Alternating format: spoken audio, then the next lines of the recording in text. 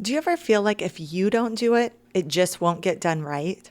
Or worse, if you don't do it, you're failing your kids, your marriage, or even yourself? Do you catch yourself thinking, no one else can handle this the way that I can, while secretly resenting that you're carrying it at all? Mama, you are not alone. Moms everywhere are bearing the burden of making sure everything gets done and gets done properly. It's exhausting and is a huge contributor to your stress, exhaustion, and mom burnout.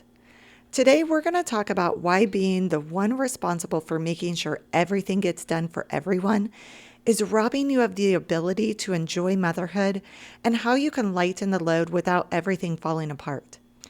Think of it like spring cleaning for your to-do list. Only this time, you're letting go of the mom guilt right alongside the clutter. Welcome to Conquer Mom Stress, the podcast that helps you stress less and enjoy motherhood more. If you've ever crawled into bed at night completely exhausted, but still feel like there's so much left to do, you are in the right place. I'm your host, Jill Gockel, and I believe that motherhood is meant to feel joyful, not exhausting.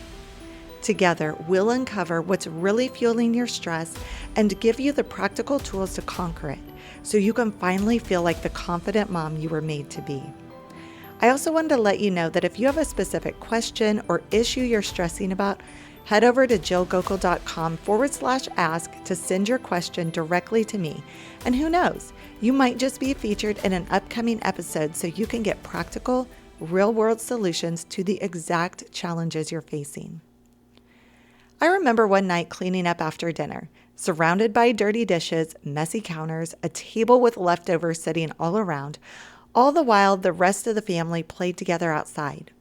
I stood there loading up the dishwasher, looking out the window at my kids and husband laughing with each other, and complaining under my breath how I had to do everything and no one cared enough to help. Eventually, my husband walked in and said, "Do you want help?" And do you know what my immediate response was? "No thanks, I've got it." But the truth, I didn't have it. I was drowning. But in my mind, letting him help meant that I wasn't doing my job as a mom. And that right there is where so many of us live, in this tension between needing help and believing we can't ask for it. So let's unpack where this pressure comes from, why it's so heavy, and what it's doing to your health and your joy. When you try to do everything for everyone, you carry a stress load that your body and mind weren't designed to carry. This belief causes an unbelievable amount of pressure on moms that slowly crushes you, leaving you feeling inadequate and like you're failing as a mom. The American Psychological Association reports that 91% of moms feel like they must juggle too many responsibilities. And those that carry the heaviest loads report the highest stress levels of any group. And guess what that chronic stress causes? Accelerated cellular aging, meaning that the pressure of doing it all literally wears you down at a biological level, making your body age faster than normal. In a world of premium skincare and surging plastic surgery to reclaim a youthful look, no mom wants to age herself faster. But more than that, this chronic stress causes hormonal imbalances that contribute to mood swings, weight gain, and fatigue. Not to mention your body is subconsciously braced for fight or flight, which leads to chronic tension and pain. You can experience this as headaches, jaw clenching, back and neck pain, or digestive issues. Not to mention your ability to fall asleep or stay asleep at night is basically non-existent. And here's the hard truth. The more that you believe you have to be everything to everyone, the more likely you are to lose yourself in the process. You become hyper-focused on meeting everyone else's needs and leave no space for your own. The result? Exhaustion, resentment, and the nagging feeling that no matter how much you do, it's never enough. Doing everything for everyone might make things run smoother in the short term, but you're literally burning yourself out from the inside out. So why do moms feel like you have to do it all? And like any unmet need is your personal failure. Psychologically, motherhood rewires the brain. Hormones like oxytocin make you hyper responsive to your child's needs. That's a good thing. It helps you nurture and bond. But it can also make you feel like you're failing if you miss something, even something small. Socially and culturally, you've inherited generations of conditioning. Moms are praised for being self-sacrificial, for giving it all, for never dropping the ball. And when you dare to set boundaries or let others step in, you're often judged by society, by family, even by yourself. The belief underneath it all is this: if your family has any unmet need, that reflects on you. It means you're not a good mom. And frankly, that's a lie. But you need to understand what happens when you believe this. You internalize it as a mom guilt. You don't say, that was a busy day. Something slipped through the cracks. Instead, you say, I'm failing as a mom. I'm not enough. Mama, hear me. Unmet needs are not proof of your inadequacy. They're part of being human. And when you take all of that responsibility on yourself, you're carrying a burden that was never meant for you. So here's the bottom line. Moms equate doing everything with being enough. And when you can't do it all, it feels like a reflection of your value as a mom. But hear me clearly. Your worth is not defined by your to-do list, and your love is not measured by exhaustion. Author C. Joybell C. said, "You will find that it is necessary to let things go, simply for the reason that they are heavy." That's where we're at right now. It's time to let go of doing everything for everyone because the weight is too heavy. And don't worry, even if it seems impossible to let go, with the right plan, you will succeed. So let's get intentional about this because it probably seems impossible to let go of things without everything falling apart. Proverbs 16:3 tells us, "Commit your actions to the Lord, and your plans will succeed." So here's your plan. We are going to treat your responsibilities the same way you would declutter your home. Here's how it works. You take everything on your plate, every responsibility, every invisible task, every errand, every role, and you put it into one of three categories: give away, throw away, put away. Let's break each one down because I want you to see how this actually looks in real mom life. So strategy number 1 is to give it away.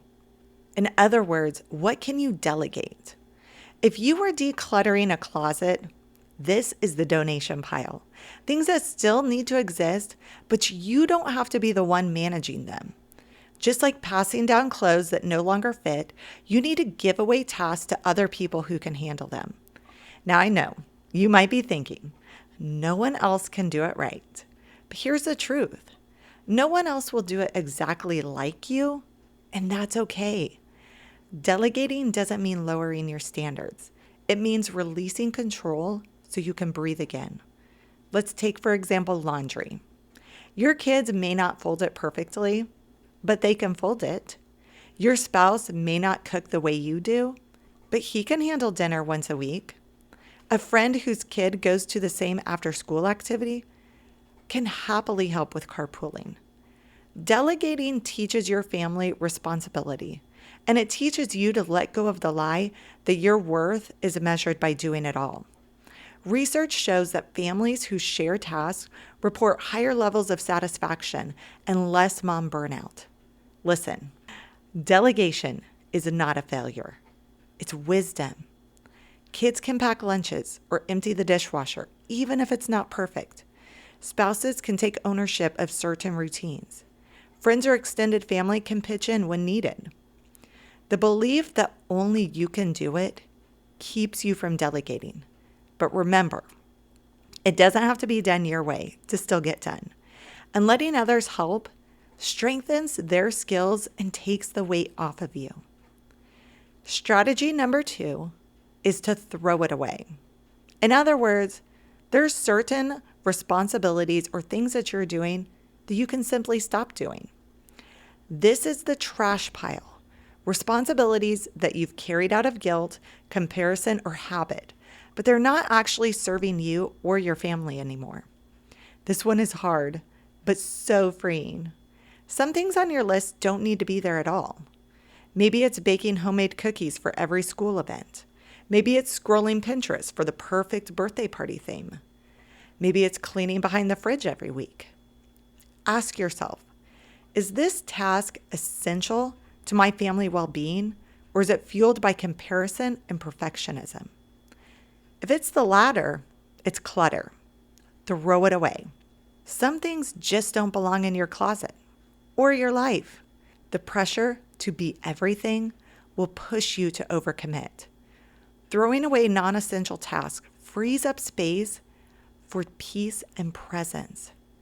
Remember, saying no isn't selfish. It's stewardship of your time, energy, and mental health. And your kids need your loving interaction way more than they need your busyness. Sometimes saying no to outside commitments is a way to say yes to yourself and your family. And strategy number 3 is to put it away or systematize the things you have to do. This is like putting your remaining items neatly back in the closet so they don't take excess space or create more clutter for you. These are the tasks that do need to get done by you, but they're draining you because they live in your head on constant repeat. If it needs to be done, give it a home on your calendar or build a routine around it. Here's where you create systems. Set up phone reminders for tasks that need done in the future. Use a meal plan rotation. Pick one day a week for grocery shopping. When you systematize, you stop burning mental energy on remembering and worrying, and you free your brain for more important things, like enjoying your kids. The stress of carrying everything in your brain makes you feel out of control. Putting tasks into routines or systems frees your mind to rest. So decide, how can you use routines so you don't waste mental energy? For example, you know that laundry is always on Thursdays. Meal planning is always on Sundays. Clothes are always set out the night before. And all the appointments you have to be at the next day are scheduled in your calendar to pop up reminders so you don't have to continually look at the clock. I love this reminder from Maya Angelou. Do the best you can until you know better. Then, when you know better, do better. You don't have to keep living in burnout. You know better now, and you can do better, not by working harder, but by working lighter. I want to leave you with this. A few years ago, I started decluttering my responsibilities the same way I declutter my home. And at first, I felt guilty. Like, am I dropping the ball? But what I found was the opposite. When I started giving away tasks, my kids learned independence. When I threw away obligations that didn't serve us, I found margin in my week to enjoy motherhood again. And when I put away reoccurring tasks into routines, my brain finally felt clear from mom fog. And do you know what happened? My home wasn't falling apart. It was more peaceful. My family didn't resent me. They appreciated me more. And I rediscovered the freedom to be with them, not just do for them. So the next time you start to feel the pressure of feeling like you have to do everything for everyone, remember those 3 strategies we talked about today. Strategy number 1, give it away. Delegate the tasks that need done, but they don't have to be done by you. Strategy number 2, throw it away. Stop doing the tasks that don't bless you or your family. And strategy number 3, put it away. Systematize the rest so you can get them done without wasting mental energy on it. Here's my challenge to you. As soon as this episode ends, grab a sheet of paper and write down every responsibility that's weighing on you and run it through those 3 categories. Don't overthink it. Just start. I promise the freedom you'll feel will surprise you. Now, make sure to tune into the next episode where we're going to go even deeper into how to let go without guilt. Because saying no is one thing, but releasing the guilt that comes with it is the real freedom. You don't have to be everything for everyone. Your worth isn't found in being busy. It's found in your loving presence with your kids. Thanks for joining me for this episode of Conquer Mom Stress. If today's conversation encouraged you, hit follow and leave a review. That lets me know that these episodes are hitting the topics you need. And while you're there, share this podcast with another mom who might need to hear it. Your thoughtfulness might just be what she needs to get through the day. Also, if you want help with the exact challenges you're facing as a mom, head over to jillgockel.com/ask. The link will be in the show notes, and share your biggest mom stressor. I'll be tackling these in future episodes. Remember, this is your place to pause, reset, and start conquering mom stress, one small step at a time. Motherhood isn't meant to drain the life out of you. It's meant to be lived with joy, even on the messy days. And together, we're going to find that joy again.